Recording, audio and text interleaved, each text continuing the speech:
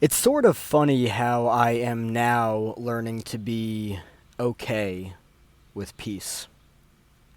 It's even weird for me to say that. Be okay with peace. Who wouldn't be okay with peace? Somebody who was raised in chaos. That's who wouldn't be okay with peace. And it's interesting too because when you were raised in chaos, right? You're raised by the hormones of stress, adrenaline and cortisol. Therefore, with that, everything is based around that. Even somebody's experiences of love, right? When somebody is raised in chaos, they associate love with chaos. So, therefore, if there's not consistently some seriously crazy shit happening, it's not love to them. It's boring. They run. This is still something that is actually very interesting to me. And I think that it's something that on my journey of healing, I'm doing the best that I can to really just sit with and to allow to be there. I'm healing that part of myself, the part that associates love with chaos. Because love is not chaos. But it's very interesting how if you are raised in an environment of chaos, you'll seek it or you'll create it. But yes, I am learning to be okay with peace. Sometimes it's actually kind of challenging. Because sometimes it's kind of like, all right, well, look at my watch, look around me, pace back and forth a little bit, get agitated, try to sit still, breathe. Try to breathe without screaming. It's very interesting, right? Being conditioned by chaos is a very interesting experience.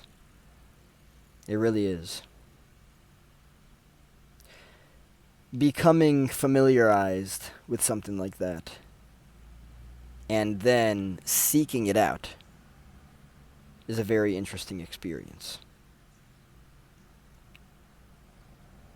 There have been times in my life where things have gotten so peaceful that I'm just like, this is weird.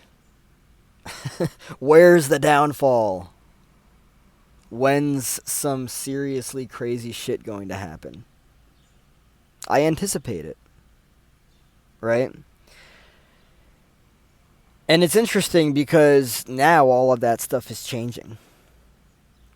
There are actual times where I will not do too many things one after the other because I take a step back and I'm like, I don't need the adrenaline.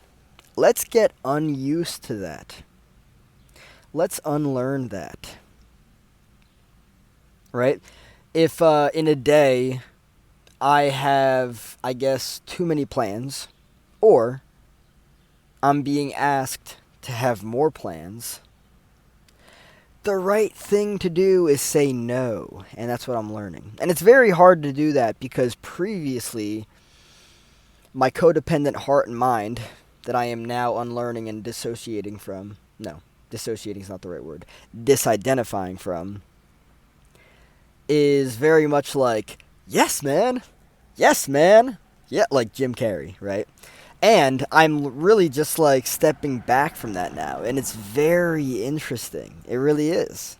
Because I'm healing. And with healing, I'm starting to think differently and feel differently. And I'm like, I don't want the adrenaline anymore. At least not unnecessarily. If I decide to go, snowboarding down a mountain, or surfing, or skateboarding, or whatever it is, right? If I decide to do something that is adrenaline inducing,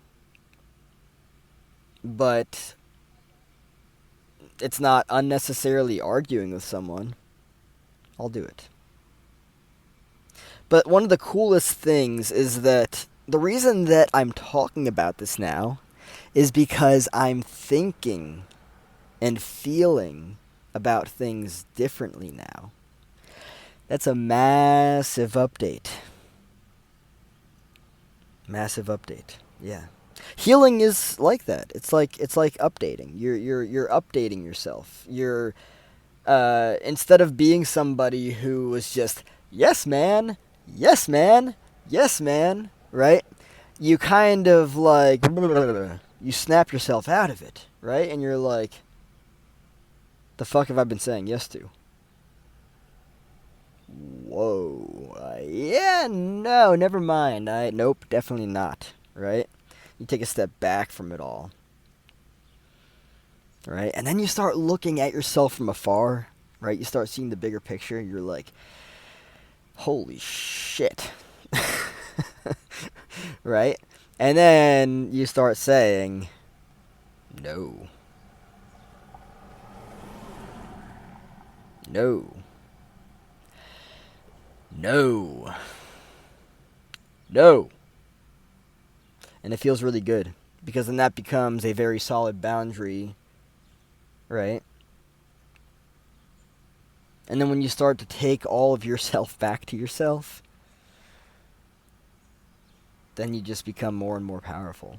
And then you start to create your own safety and everything. But, yeah. Healing is so interesting.